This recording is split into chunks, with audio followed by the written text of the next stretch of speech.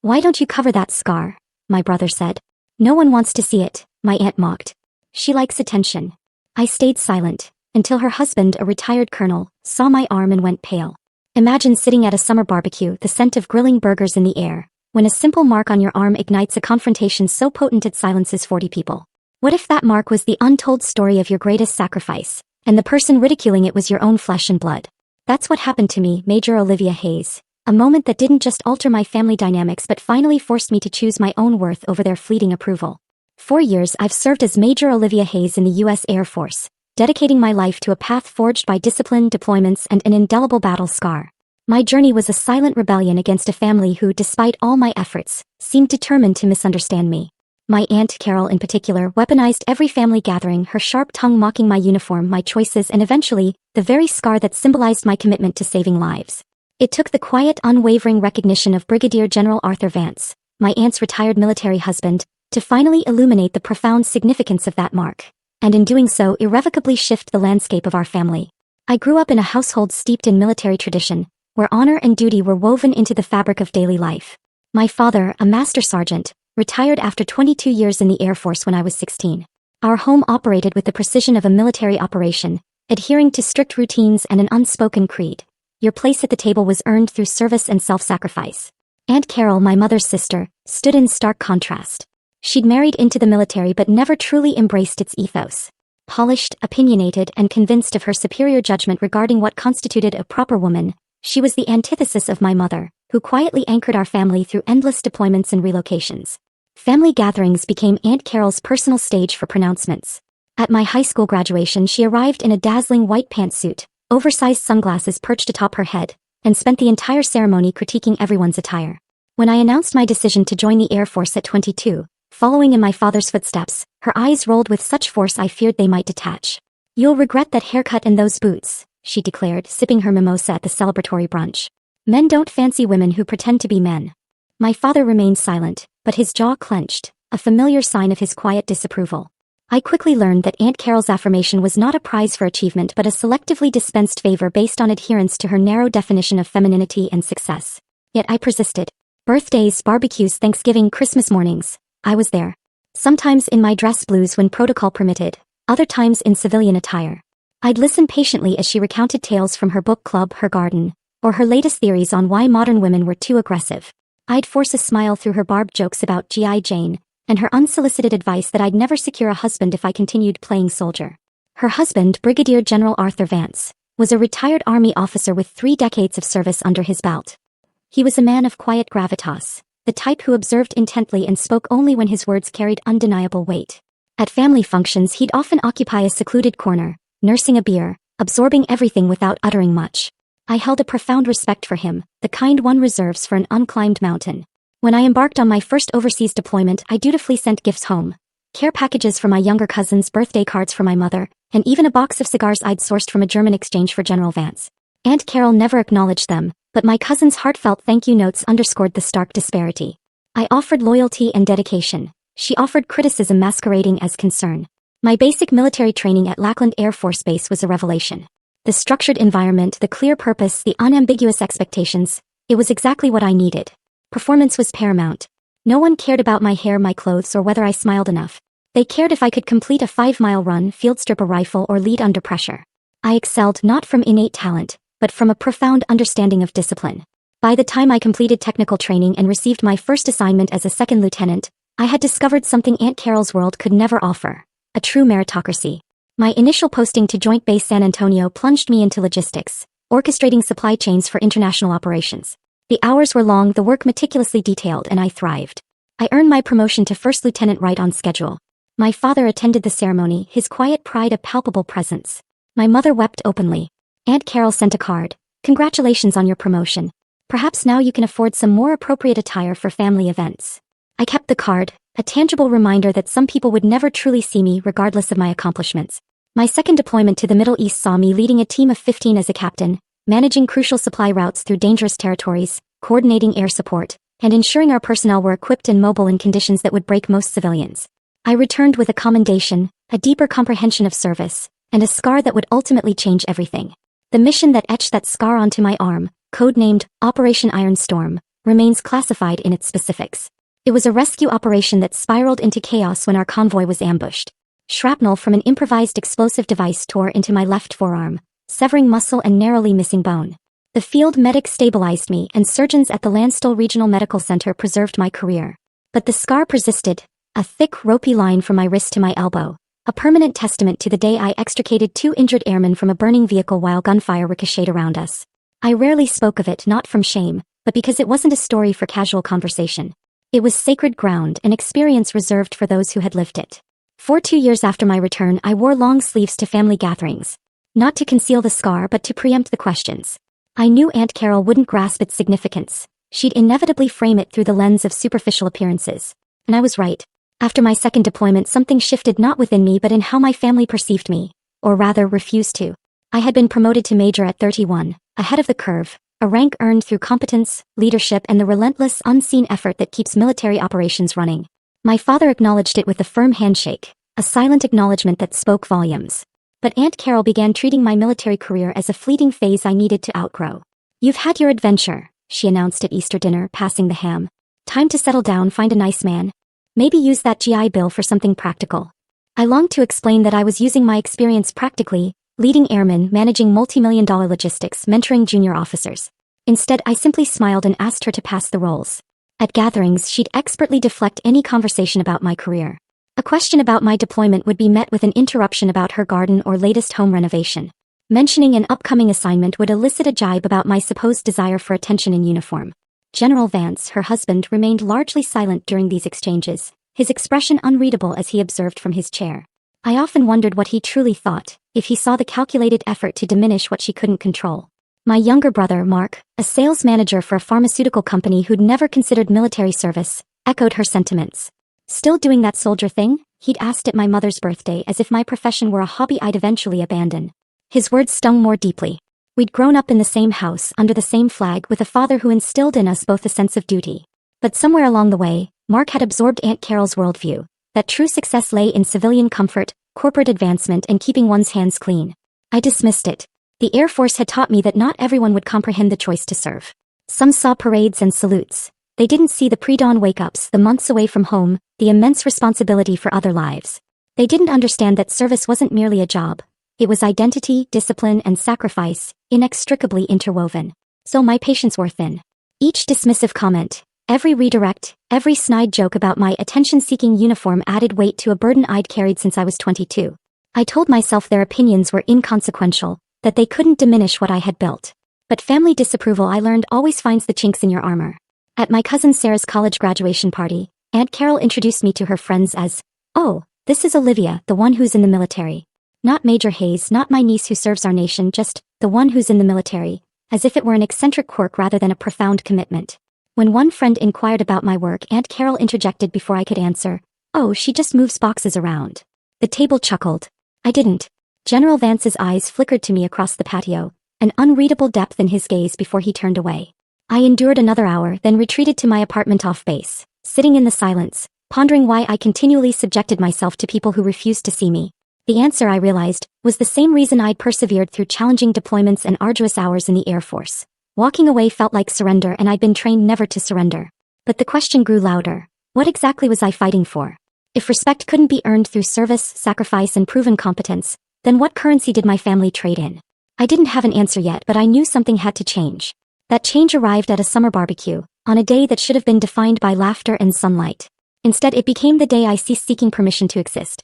The occasion was my mother's 60th birthday, hosted at Aunt Carol's sprawling estate, with its pristine lawn and an outdoor kitchen straight out of a design magazine. I'd driven 3 hours from base, arriving with a gift and a fruit salad I'd prepared at 0530 that morning before physical training.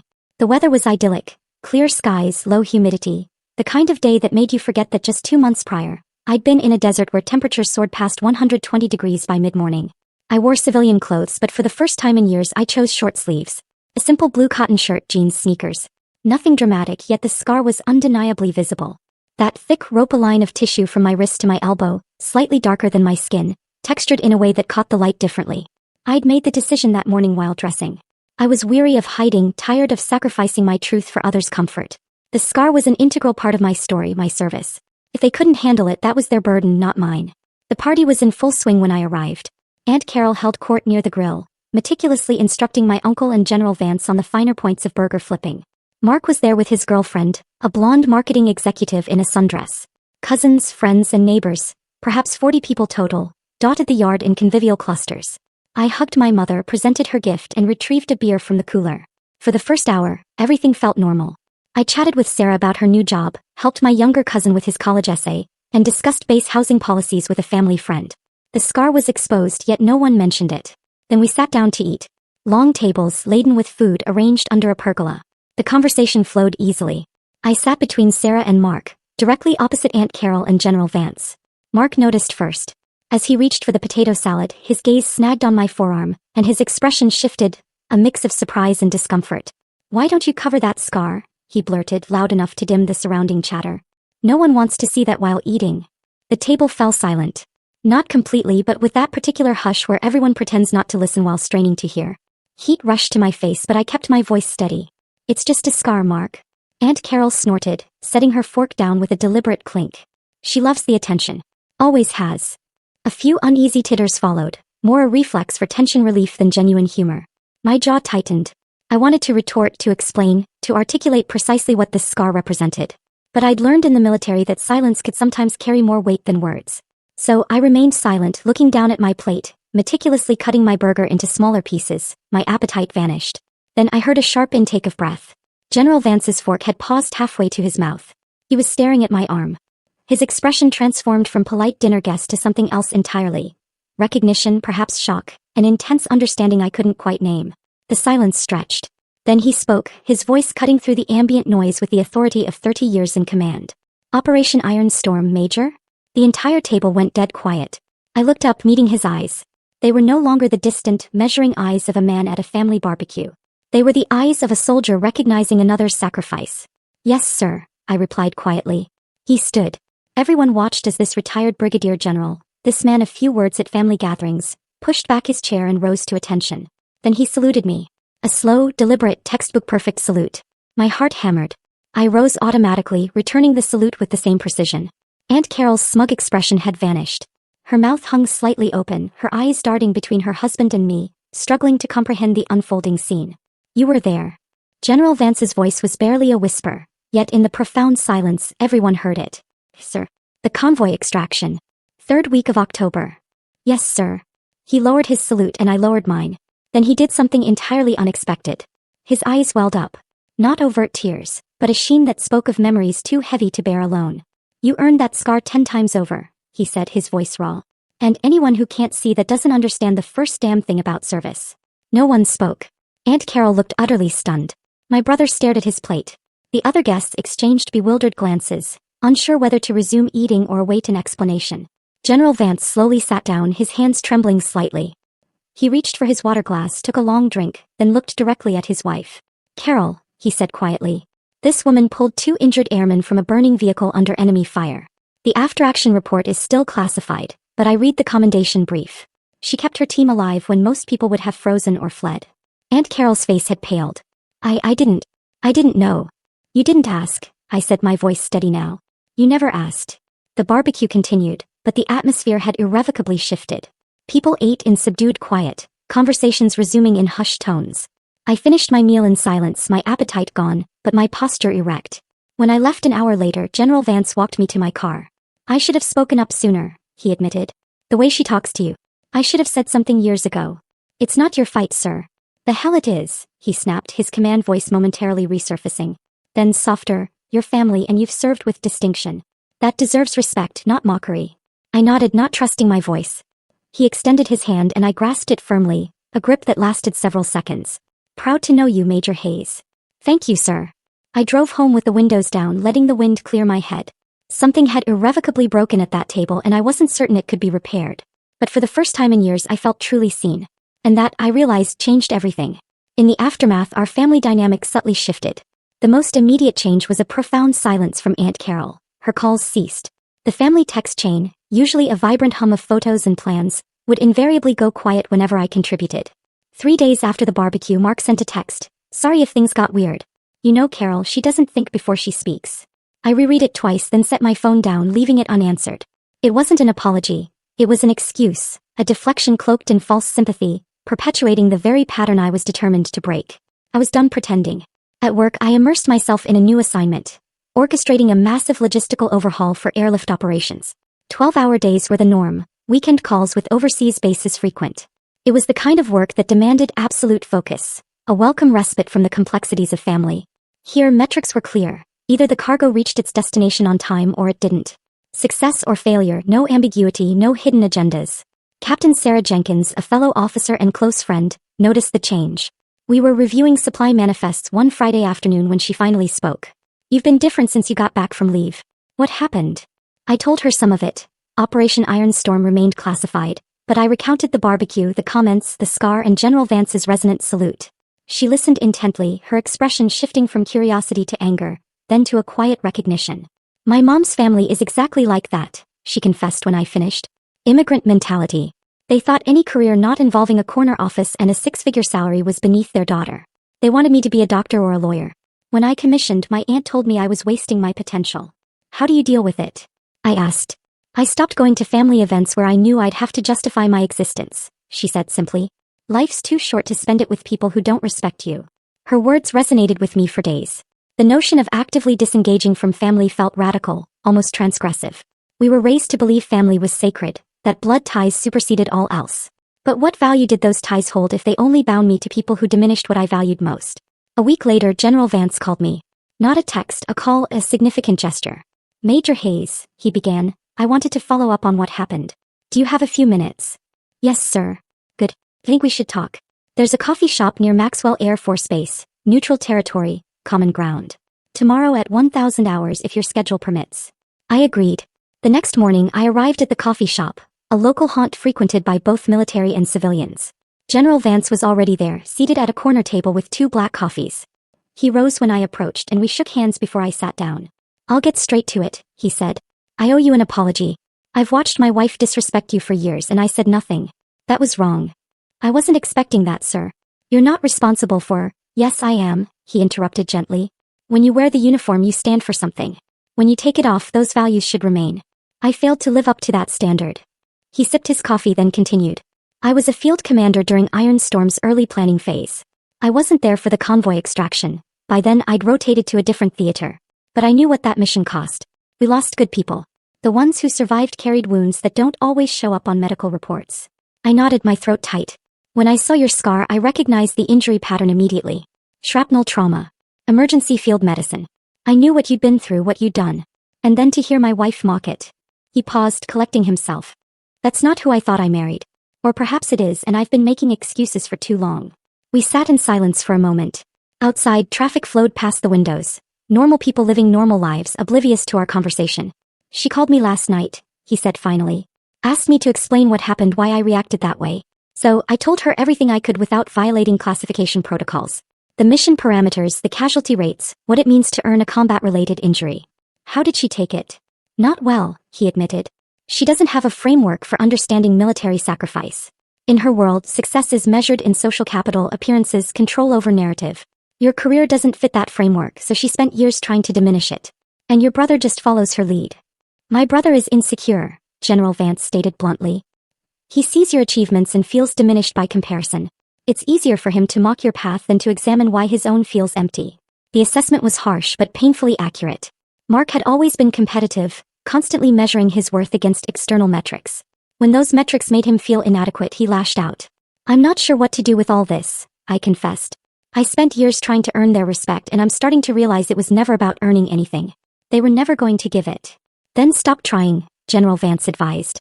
"Focus on the people who already see your worth. Build your life around them. Everyone else is background noise." He finished his coffee, then pulled out his wallet and placed a challenge coin on the table between us. I recognized it instantly. A coin from his old unit, awarded only for exceptional courage. "This belonged to a friend who died in combat," he said. "I want you to have it not because you need validation, but because you've earned recognition from someone who understands what you've sacrificed." I picked up the coin, feeling its weight in my palm. "Thank you, sir. One more thing," he added. "Carol asked if we could all sit down together. You, her, me, your brother, and talk through what happened. I told her that decision is entirely yours. No pressure, no expectations. Just know the offer is there if you want it." I considered it.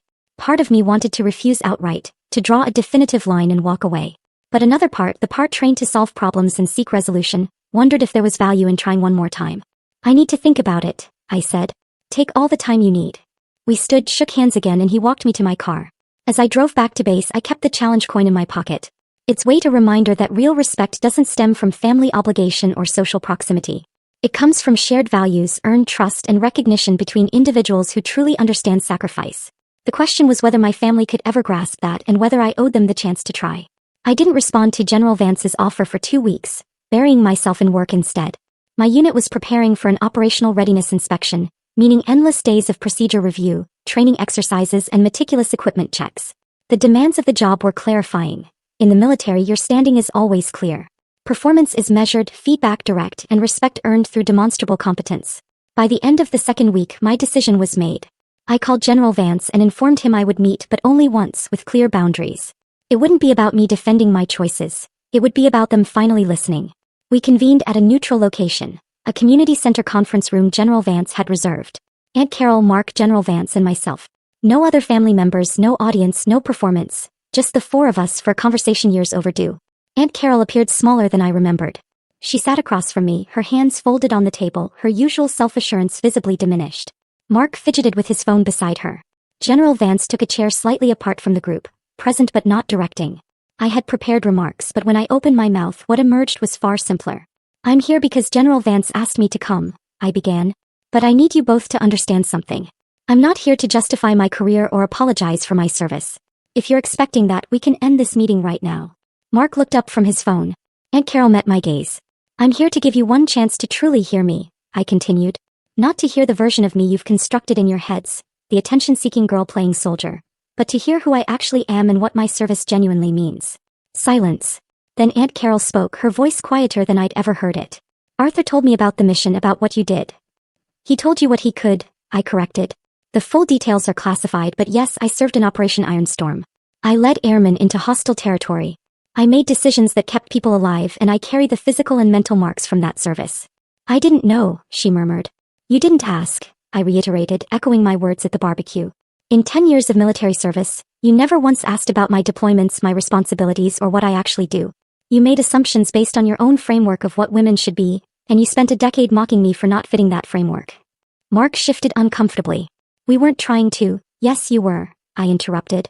Maybe not consciously, but impact matters more than intent.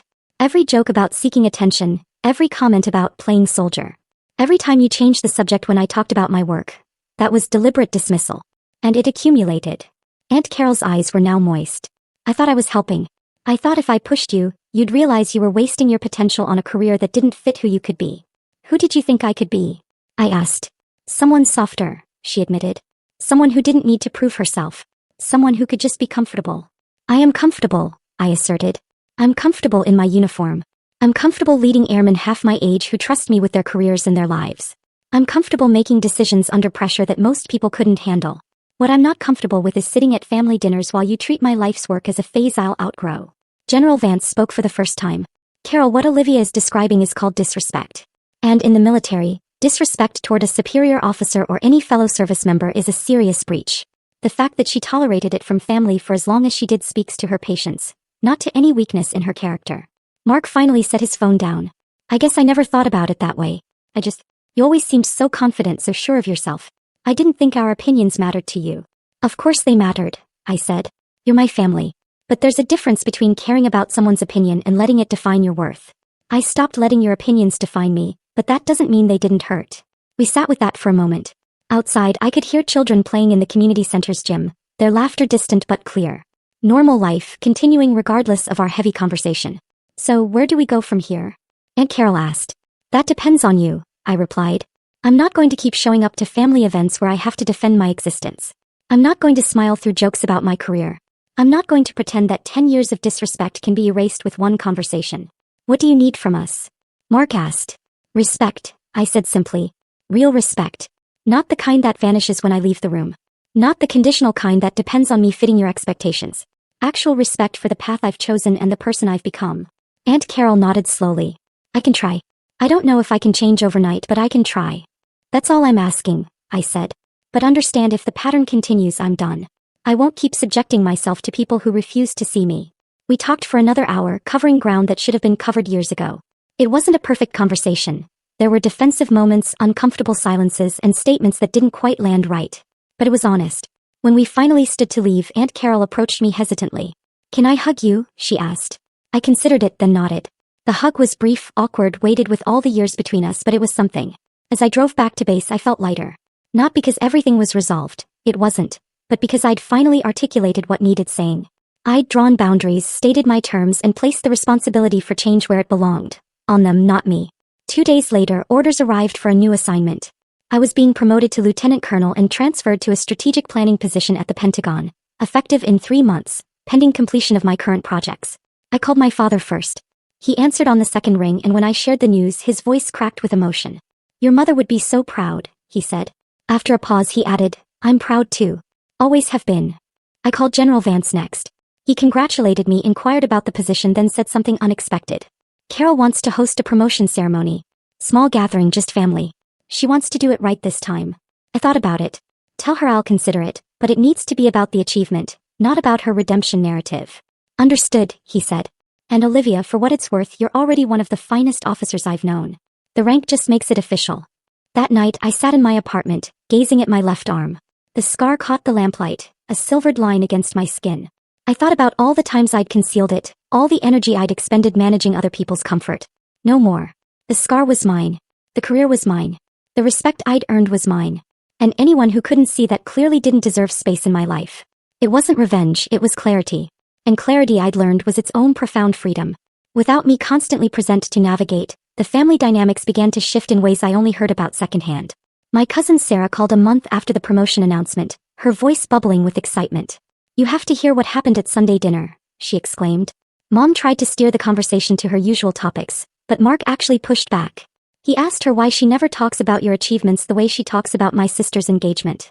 I smiled despite myself. What did she say? She got defensive at first, but then Uncle Arthur backed him up. He said something like, "Carol, our niece is about to become a lieutenant colonel. That's a bigger achievement than most people accomplish in their entire careers. Maybe it's time we acknowledge that." And she just deflated. Like she realized she couldn't control the narrative anymore. Then Emma, my little sister, asked if you could come talk to her ROTC class about military careers. Mom couldn't exactly say no in front of everyone. The change was subtle yet significant. At gatherings I didn't attend, my name came up differently. My achievements became reference points, conversation topics, sources of family pride instead of sources of discomfort.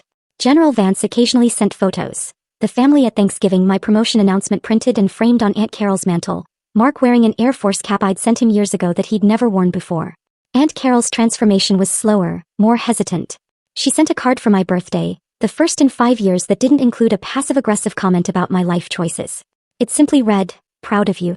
Love, Aunt Carol." Small words, but they resonated with unexpected meaning. Meanwhile, I poured myself into my new responsibilities. The strategic planning position demanded a different skill set. Long-term vision, interagency coordination, briefing senior leaders on complex operational scenarios. I collaborated with colonels, generals, and civilian defense officials who possessed decades of experience. The work was intellectually rigorous in a way that frontline logistics never was, and I cherished it. I also began mentoring younger officers, particularly women navigating the insidious currents of subtle disrespect. Each story mirrored my own journey. The dismissive comments, the casual sexism, the exhaustion of constantly proving oneself. One lieutenant confided that her family continually asked when she'd settle down and start a real life. I recounted my experiences with Aunt Carol, the barbecue, and the profound liberation of valuing myself independently of external validation. "So what do you do when the people who should support you don't?" she asked. "You find the people who do," I replied. "And you build your life around them. Everyone else is optional." The mentoring became one of my most fulfilling responsibilities. I initiated quarterly coffee sessions for junior female officers, creating a safe space for them to discuss challenges without fear of professional repercussions. Captain Sarah Jenkins co-facilitated, and together, we cultivated a robust network of support spanning bases and career fields. "You know what's interesting?" Sarah remarked after one session. "You're doing for these women what you wish your family had done for you." He was right. I had transmuted my own experience of being unseen into a mission to ensure others felt visible. When I was pinned for lieutenant colonel, the ceremony was precisely what I'd requested. Professional, dignified, and centered on the achievement rather than family drama. My father pinned one of my new rank insignias, and General Vance, at my request, pinned the other. Aunt Carol attended, sitting discreetly in the back row with Mark. She made no attempt to seize the spotlight, she simply watched. And when our eyes met afterward, she offered a nod of what appeared to be genuine respect. The reception was intimate. Fellow officers, mentors, and the family members who had genuinely championed my career. My father delivered a brief speech about witnessing my evolution from a determined child to an accomplished officer. General Vance spoke about the moment he had truly seen me, not at a family gathering but at that barbecue, when my scar conveyed a story my family had willfully ignored. When it was my turn, I kept it concise. Service means different things to different people. For me, it has always meant this: showing up, doing the work, and leading with integrity, even when recognition isn't immediate, especially when recognition isn't immediate. Today isn't about proving anything to anyone. It's about acknowledging a milestone in a career I'm proud of, surrounded by people who have supported that career. That's all I've ever truly wanted. Afterward, Aunt Carol approached me carefully. "That was a beautiful ceremony," she said. "Thank you for including us," I replied simply. "Your family. Even when it's complicated. I want you to know I've been thinking a lot about what you said," she continued. "About respect, about really seeing you. I'm trying." "I know," I said. And I did know. The change wasn't perfect, wasn't complete, but it was authentic. She was trying, and that was more than I'd ever had before. 2 years passed. I excelled in my position, consistently earning top evaluations, and was identified as a fast-track candidate for full colonel. My personal life expanded beyond work. I dated, traveled, discovered a passion for photography. I built a life that felt rich and meaningful, not because it conformed to external expectations, but because it resonated with my deepest values. My mentoring work evolved beyond coffee sessions. I began speaking at military academies, contributing articles on leadership to professional journals, and serving on panels discussing women in combat roles. My perspective, honed by years of proving myself in hostile environments both abroad and at home, resonated deeply with audiences facing similar challenges. At one conference, a young captain approached me after my presentation. "You talked about family not understanding your service," she said. "Did that ever get better?" "Eventually," I said, "but not because they suddenly understood. Because I stopped needing them to understand in order to value myself." "That sounds lonely." "Sometimes it is," I admitted. "But it's far less lonely than spending your life begging for validation from people who refuse to give it." She nodded, and I saw recognition in her eyes. We exchanged contact information, and she became part of the expanding network of officers I mentored. The work granted me purpose beyond rank and assignments. I was building something enduring. A community of support for people who had walked a similar path, who needed what I had needed and never fully received. Aunt Carol and I settled into a new normal. We saw each other at major family events, holidays, milestones, celebrations, but the relationship now had clear boundaries. She had learned not to comment on my appearance, my relationship status, or my career choices. I, in turn, had learned to accept her limitations without allowing them to define my worth. My brother Mark transformed more dramatically. At 35, he enlisted not in the Air Force but the Army, starting as an E1 despite his age and education. When he called to tell me, his voice was sheepish. "I know it's late," he said. "And I know I don't have your natural aptitude for this, but I've spent 10 years in sales and I feel empty. I need to do something that matters." "What does Aunt Carol think?" I asked. "She's horrified," he admitted. "But I'm done living for her approval. Watching you these past few years, watching you build a career on your own terms, despite everyone's opinions, it made me realize I've never done that." "It's going to be hard," I warned him. "Basic training doesn't care how old you are or what your civilian resume looks like. You'll be treated like every other recruit." "I know," he said. "That's kind of the point." He shipped out 3 months later. I sent him care packages during basic training just as I'd sent packages to deployed soldiers for years. His letters were humbling, describing physical challenges, mental exhaustion, the relentless grind of transforming from civilian to soldier. "I finally understand what you meant about service being identity," he wrote in one letter. "It's not something you do, it's something you become. I'm sorry it took me this long to see that." I wrote back with encouragement and practical advice. The brother who once mocked my soldier thing was now experiencing firsthand what that thing truly meant. It didn't erase the years of dismissiveness, but it created space for a profoundly different kind of relationship. At family gatherings now, conversations shifted. Instead of Aunt Carol monopolizing the narrative, we discussed Mark's training, my latest assignment, Sarah's graduate program, Emma's ROTC scholarship. The focus was distributed more evenly, and with it the power dynamics had shifted. Aunt Carol still hosted events, still maintained her social persona, but she had lost the ability to define everyone else's worth through her commentary.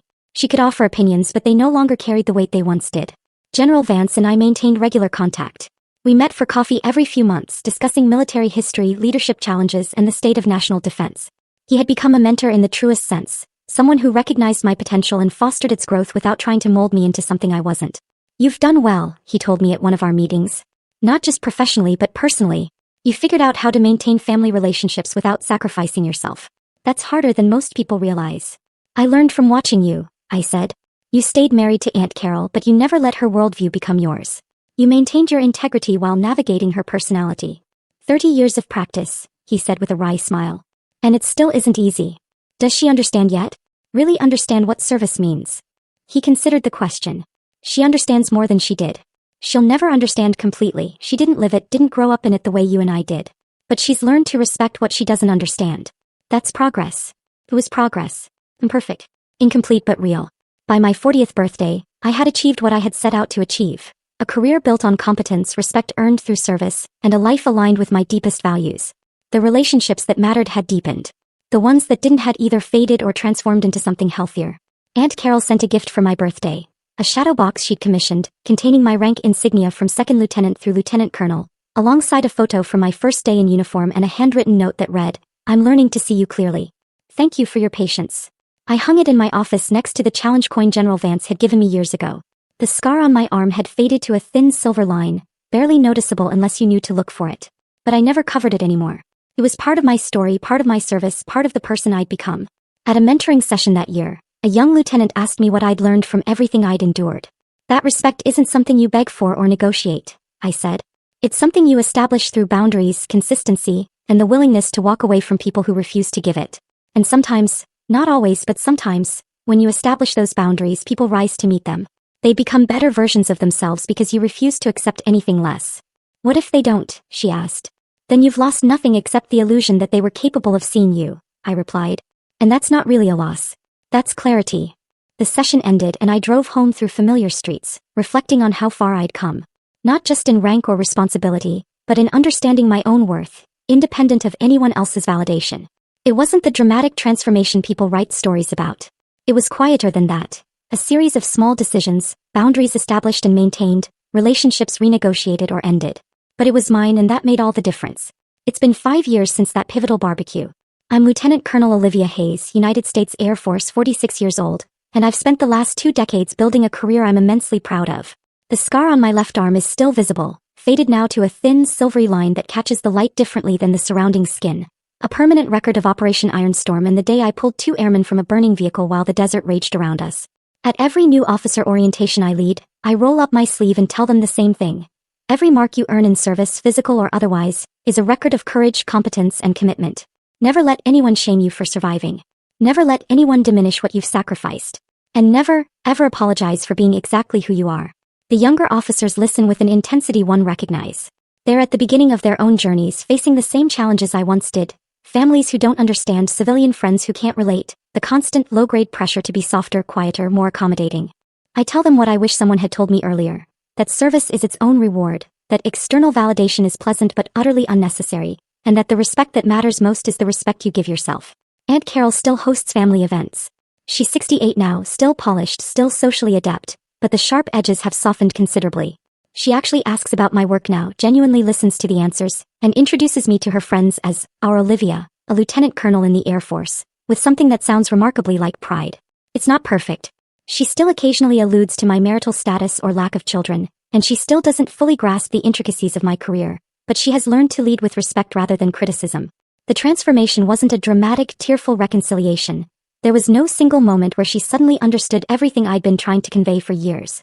Instead, it was gradual, a series of small corrections, boundaries I consistently upheld, and conversations where I simply refused to accept anything less than what I deserved. Over time she adapted.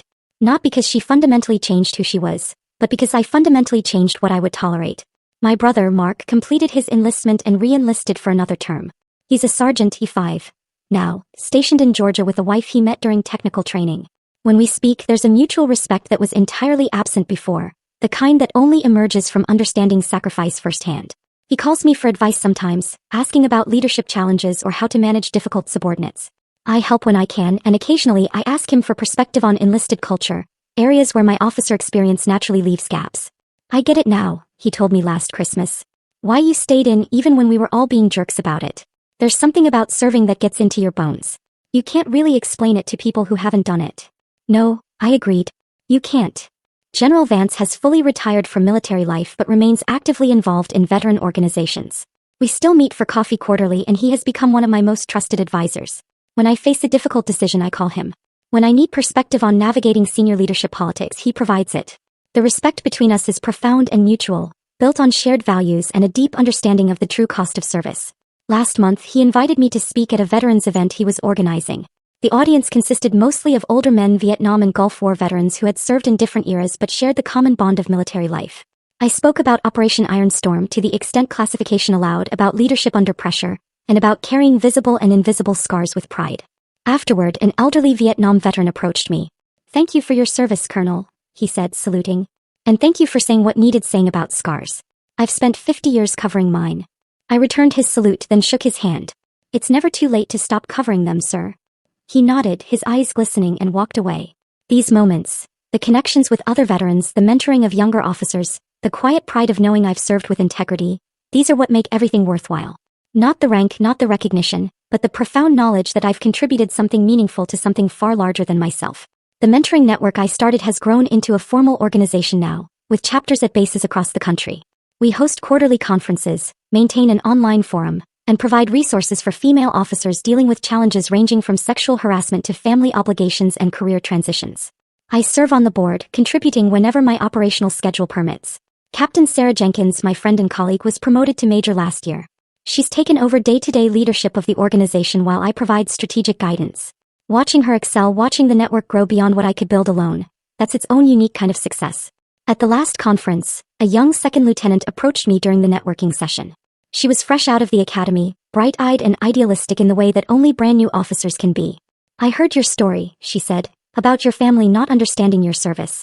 I'm dealing with something similar. My parents wanted me to go to medical school. They think I'm wasting my potential. What do you think?" I asked. "I think I'm exactly where I'm supposed to be," she said firmly. "But it's hard when the people you love don't see that." "It is hard," I agreed. "And I won't lie and say it gets easy, but it gets clearer. You learn to trust your own judgment more than other people's opinions. You learn that the validation that matters comes from within, from the work itself, from the people you serve alongside." "Did your family ever come around?" "Eventually," I said, "but by the time they did, I'd already learned not to need it. That's the real freedom. Not getting approval but realizing you can thrive without it." She thanked me and walked away. And I hoped she'd remember that conversation when things got difficult, because they would get difficult. Service always is. That night, I stood in my apartment looking at the shadow box Aunt Carol had made. My rank progression captured in silver and gold insignia. Next to it hung the challenge coin from General Vance, the one that belonged to his friend who died in combat. And beside that, a photo from my promotion ceremony. Me in dress blues, standing tall, the scar on my arm visible and proud. This is the legacy I'm building. Not perfection, not universal approval, but integrity, service with honor, and leadership rooted in respect, both given and demanded. A life aligned with values that truly matter. Some lessons take time, but respect, once truly earned, not through family obligation but through demonstrated competence and courage, doesn't fade. It endures. And so do I. 2 years later, I was in a high-stakes Pentagon briefing, surrounded by maps and data, when my phone buzzed. A text from my father. "Your mother's in the hospital, heart attack, stable now, but it was close." The meeting continued around me, a blur of supply chain vulnerabilities and strategic resource allocation, but my mind had already flown elsewhere. Excusing myself, I stepped into the corridor and called him back. "She's okay," he said before I could ask. "They caught it early. She's in ICU at Walter Reed, conscious and talking, asking for you." "I'll be there in 20 minutes, I promised. I notified my supervisor, grabbed my cover, and sped across the city, emergency flashers blazing. Walter Reed Army Medical Center was familiar ground. I'd visited wounded airmen here, attended ceremonies, briefed on medical logistics. But walking through those doors as a family member rather than an officer felt profoundly different, the professional distance collapsing. My father was in the waiting room, looking older than I remembered. He was 72 now, retired for 17 years, and the worry etched into his face aged him decades. We embraced briefly and he filled me in. She'd felt chest pain while gardening, had the presence of mind to call 911 immediately. Paramedics arrived within 6 minutes. The cardiologist credited that quick response with saving her life. "Can I see her?" I asked. "They're limiting visitors to 15 minutes every hour." "Carol's in there now." Of course she was. Aunt Carol would have rushed over the moment she heard, taking charge with her characteristic efficiency during a crisis. For all her flaws, she showed up when it mattered, at least for her sister. When Carol emerged from the ICU, her makeup was smudged, her usual composure fractured. She saw me and something flickered across her face. Perhaps relief or a silent acknowledgement that this situation transcended our complicated history. "She's asking for you," Carol said quietly. "She's weak, but she's herself. Don't tire her out." I nodded and entered the ICU. My mother looked small in the hospital bed, connected to monitors and 4 lines, but her eyes were clear when she saw me. I took her hand carefully, mindful of the pulse oximeter on her finger. "Hi, Mom." "Olivia," she whispered, her voice thin but steady. "You didn't have to rush over. I'm fine. You had a heart attack. I'm exactly where I should be." She offered a weak smile. "Always so beautiful. You get that from your father." We sat in silence for a moment, just holding hands. The monitors beeped rhythmically, reducing life to numbers on screens. "I'm proud of you," she said suddenly. "I don't say it enough, but I am. You built a life on your own terms. That takes courage I never had." "Mom, let me finish," she interrupted gently. "I've watched you handle Carol's criticism, your brother's dismissiveness, all of it, and you never broke. You bent sometimes, but you never broke. That's strength." My throat tightened. "You taught me that. You and Dad. You showed me what it means to serve with integrity." "We tried," she said, "but you took it further than we ever did. You made it your own." A nurse entered, checked the monitors, made a note on a chart, and gave me a look that signaled my time was almost up. "I'll be back tomorrow," I told my mother, "and every day until you're discharged. You have work." "I have leave time," I said firmly. "And you're more important than any briefing." She squeezed my hand and I left before she could argue further.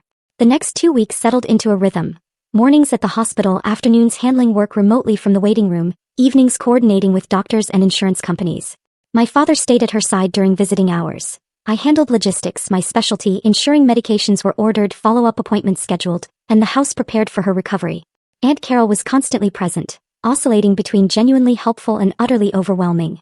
She'd bring food no one requested, rearrange waiting room magazines, and offer unsolicited medical opinions gleaned from online articles.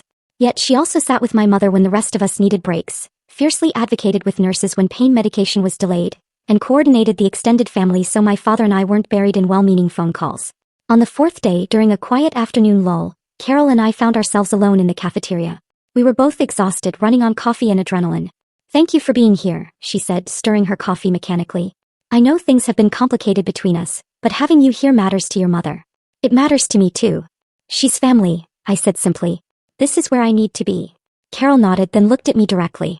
"I've been thinking a lot these past few days about mortality, about what we leave behind, about all the time I wasted criticizing you instead of celebrating you." I didn't respond immediately. This wasn't the place for another reckoning, not with my mother fighting to recover 2 floors above us. "I'm not looking for absolution," Carol continued. "I know I can't undo the years of dismissiveness, but watching you these past few days, the way you've taken charge, the way you balance compassion with confidence, I finally see what Arthur's been telling me all along. You're not playing at being a soldier. You're a soldier. It's as fundamental to who you are as breathing." "It's taken you a long time to see that," I said, keeping my voice neutral. "It has," she admitted. "And I'm sorry it required your mother's heart attack to make me see clearly. That's not fair to you." "No," I agreed. "It's not." We sat in silence, sipping bad hospital coffee, 2 women who had spent years misunderstanding each other finally finding common ground in crisis. "For what it's worth," Carol said quietly, "I'm proud of you too. I know I haven't said it, haven't shown it, but I am." "I appreciate that," I said, and I meant it even if the words would have meant more a decade ago. My mother was discharged after 10 days. The cardiologist prescribed medications, lifestyle changes, and cardiac rehabilitation. My father would be her primary caregiver, but I arranged for a visiting nurse for the first 2 weeks and set up a family schedule so someone checked in daily. My brother, Mark, requested emergency leave and flew in from Georgia. He'd gained muscle from military training, carrying himself with the posture of someone who had learned discipline through structure. When he arrived, he hugged me tightly. "Thanks for holding down the fort," he said. "I couldn't get here sooner. We were in the field. No communication." "I know how it works," I said. "I'm glad you're here now." We fell into an easy partnership, tag-teaming household tasks while our father focused on our mother. Mark cooked something he'd learned in the army while I handled medical coordination. In the evenings, we sat on the back porch and discussed our respective careers, swapping stories our parents didn't need to hear about close calls, difficult commands, and the immense weight of responsibility. "I think about that barbecue sometimes," he said one evening, "the one where I made that comment about your scar. I was such an ass." "You were," I agreed. "But you've grown." "Military will do that," he said. "Strip away all the bullshit. Show you what actually matters." I spent 10 years thinking success meant sales numbers and bonuses. Now I realize that was just noise. "What matters now?" I asked. "Purpose," he said immediately. "Knowing that what you do has meaning beyond yourself. You figured that out at 22. Took me until 35. Better late than never." He laughed and we sat in comfortable silence, watching the sunset over the suburban neighborhood where we grew up. By the 3rd week, my mother was strong enough to sit in the living room, receive visitors, and complain about her cardiologist's restrictions. She wasn't allowed to drive for 6 weeks, couldn't lift anything heavier than 10 pounds, and had to attend cardiac rehab 3 times a week. She hated all of it, which the doctors assured us was a good sign. Frustration meant she was feeling better. General Vance visited, bringing flowers and his quiet, steady presence. He and my father spoke in the den about old deployments, shared experiences, and the unique loneliness of military life that spouses rarely understood. Watching them together, I was reminded that service forged bonds that transcended the service itself. "How are you holding up?" Arthur asked me later, finding me in the kitchen preparing dinner. "I'm fine," I said automatically, then corrected myself. "Actually, I'm tired and worried and grateful she's alive. All of it at once." "That's normal," he said. "Crisis brings everything to the surface. Gratitude, fear, unresolved tensions. How's it been with Carol?" "Surprisingly okay," I admitted. "We had a conversation. Not a complete resolution but an acknowledgement. She's trying." "She is," he confirmed. This scared her. Made her realize how much time she's wasted on things that don't matter. She's not going to transform overnight, but she's more aware now. "Awareness is a start," I said. He helped me chop vegetables and we worked in companionable silence. This is what real support looked like, I thought. Showing up, doing the work, being present without needing credit or recognition. During the 4th week, I received notification that I was being considered for a strategic position that would require a move to Colorado Springs. It was a significant opportunity, one that could position me for promotion to full colonel within 2 years. The timing felt impossible. How could I consider relocating when my mother was recovering, when my father might need support, when family suddenly felt more fragile than ever? I discussed it with my father one evening after my mother had gone to bed early. "You should take it," he said immediately. "I haven't even told you what it is yet." "Doesn't matter," he said. "I know that look. It's the same look you had when you told us you were joining the Air Force. It's an opportunity that matters." "But Mom." "Mom will be fine," he interrupted. "She's recovering well. We have support. And Olivia, your mother would never forgive me if I let you turn down a career opportunity because of her health scare. She didn't raise you to put your life on hold. It's not putting my life on hold. It's being here when you need me." "We don't need you," he said. "Not at the cost of your career. You've worked too hard, sacrificed too much. Take the position. We'll visit. You'll visit. Technology exists. We'll manage." I considered his words. Part of me wanted to argue, to insist that family came first, that I should stay close during this uncertain time. But another part, the part that had been shaped by 2 decades of military service, knew he was right. My mother was stable. The crisis had passed. Life continued. "I'll think about it," I said. "Don't think too long," he warned. "The best opportunities don't wait for perfect timing." That night, I sat on the back porch under a clear sky, contemplating choices and consequences, duty to family and duty to self. The military had taught me that mission comes first, but it also taught me that taking care of your people is part of the mission. Which people? Which mission? The lines blurred. My phone rang. It was Major Sarah Jenkins, calling from her new assignment in Japan. "I heard about your mom," she said. "How is she?" I filled her in on the recovery, the family dynamics, the complicated emotions of crisis management. "And how are you?" she asked, cutting through my deflection. "Confused," I admitted. "I got offered a position in Colorado Springs. Major career opportunity, but the timing feels wrong." "Is your mom going to die in the next 6 months?" Sarah asked bluntly. "No, at least not if she follows medical advice." "Then the timing is fine," Sarah said. "Olivia, you can't put your career on hold every time family needs you. That's a trap women fall into constantly. Always available, always accommodating, always sacrificing. You've spent 20 years building a career. Don't derail it now." "But what if something happens?" "Then you'll handle it," she interrupted. "The same way you've handled every other crisis. You'll get emergency leave. You'll fly home. You'll manage the situation. But you can't live your life around what ifs." She was right, and I knew it. The guilt I was feeling wasn't about my mother's actual needs. It was about old patterns, old expectations, the inherited belief that women should always prioritize family first. "Take the job," Sarah said firmly. "Your mom will be proud. Your dad will be proud. And you'll be exactly where you're supposed to be." After we hung up, I sat in the darkness for a long time. Then I went inside, opened my laptop, and wrote an email accepting the Colorado Springs position. My hands shook slightly as I hit send, but the decision felt profoundly right. The next morning, I told my parents over breakfast. My mother's face lit up immediately. "Colorado Springs," she exclaimed. "That's a wonderful assignment." "Leave in 3 months," I said. "Plenty of time to make sure you're stable." "I'm stable now," she said firmly. "Don't you dare use me as an excuse to delay your career." My father grinned. "Told you she'd say that." They were genuinely happy for me. And in their happiness, I felt something release. A burden I hadn't realized I was carrying.